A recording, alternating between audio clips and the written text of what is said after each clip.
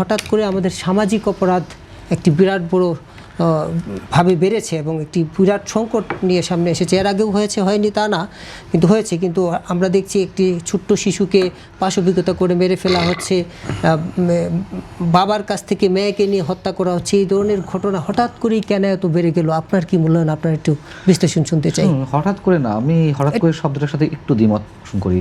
মানে কোনো ঘটনা মিডিয়াতে যখন বেশি আসে তখন মনে হচ্ছে যে এই ঘটনাগুলো বাড়ছে। আবার যখন মিডিয়া অন্য কোনো বিষয় নিয়ে ব্যস্ত থাকে, এগুলো আড়ালে চলে যায়, তখন মনে হচ্ছে না সব ঠিক হয়ে গেছে, মানুষ সব ফ্রেস্তা হয়ে গেছে। আসলে না, মানুষ যে পশুই আছে। সভ্যতার যুগে আমরা এখনো খুব বেশি প্রবেশ করতে পারিনি।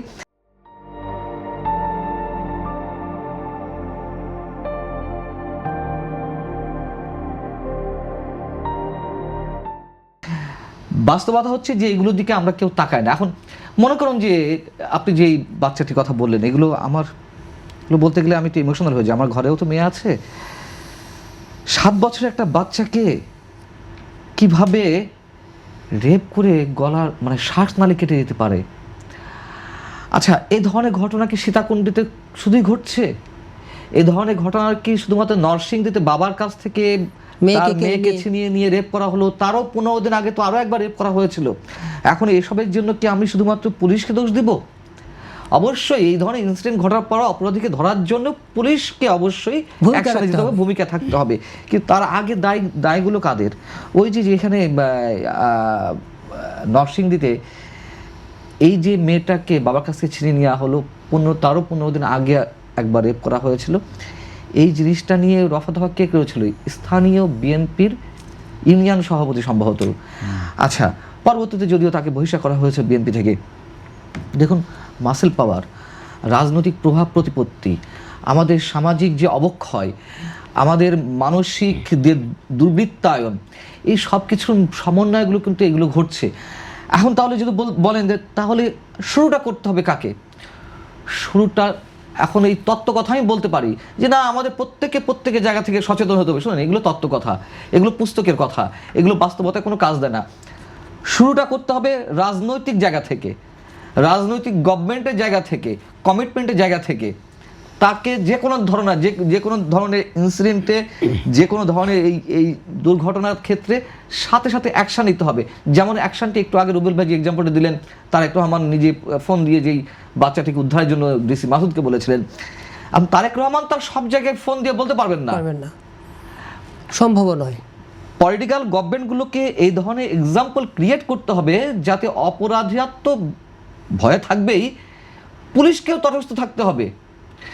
আপনি দেখেন, আওয়ামী লীগের সময় যা কিছু হতো, প্রধানমন্ত্রী মনে করেন রুবেল ভাই সমালোচনা করছে, আমি সমালোচনা করছি আওয়ামী লীগের, কিন্তু ওই এক জায়গায় শেখ হাসিনার জায়গায় মাননীয় প্রধানমন্ত্রী, মানবিক একটা মানুষ আমাদের সামনে আছেন, আপনাকে দায়িত্ব নিতে হবে। এটা তেল মারা কথাবার্তা বলতাম আর কি। হ্যাঁ, সব কিছু সমালোচনা করে প্রধানমন্ত্রীর সম্বন্ধে কিছু বলা যাবে না, ওনাকে ঠিক রেখে তারপরে কথা বলতে হবে।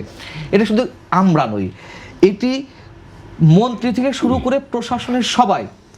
মনে করুন, মনে করা করে কিছু নেই, এগুলো তো এক্সাম্পল রয়েছে, রিয়েল এক্সাম্পল।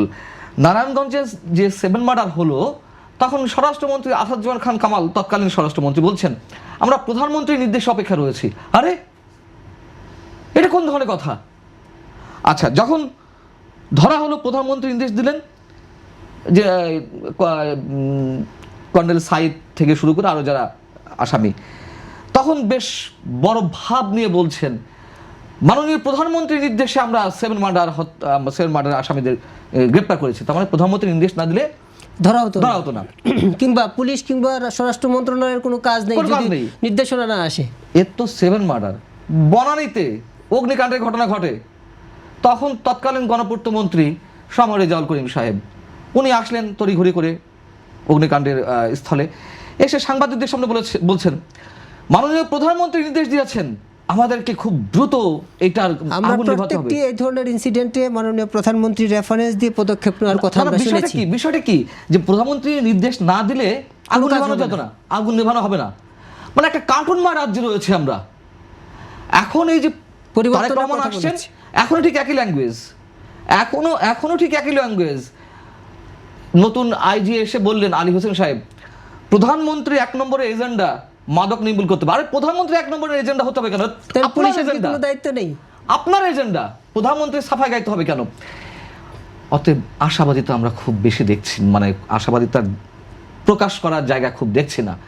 এগুলো দিয়ে দিক না তারেক রহমান অ্যাকশন, বা মানে একেবারে নির্দেশ দিয়ে দিক না ডিরেকশনে, যে আমার দোহাই কিছু, উনি যেমন বলেছেন যে আমার ছবি দিয়ে ব্যানার কিংবা কি বলে বিলবোর্ড করা যাবে না, বিলবোর্ড ওরকম নির্দেশনা দিয়ে দিক যে আমার নাম ভাঙানো যাবে না, যার যার কাজ তার তার করতে হবে।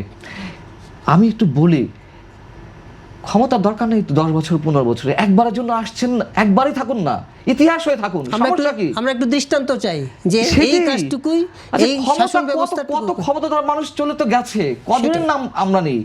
এক বঙ্গবন্ধু শেখ মুজিবুর রহমান, এক মাওলানা ভাসানী, এক জিয়াউর রহমান, এরকম মুষ্টি মোয়া হাতে গোনা কয়েকজনের নাম তো আমরা নেই।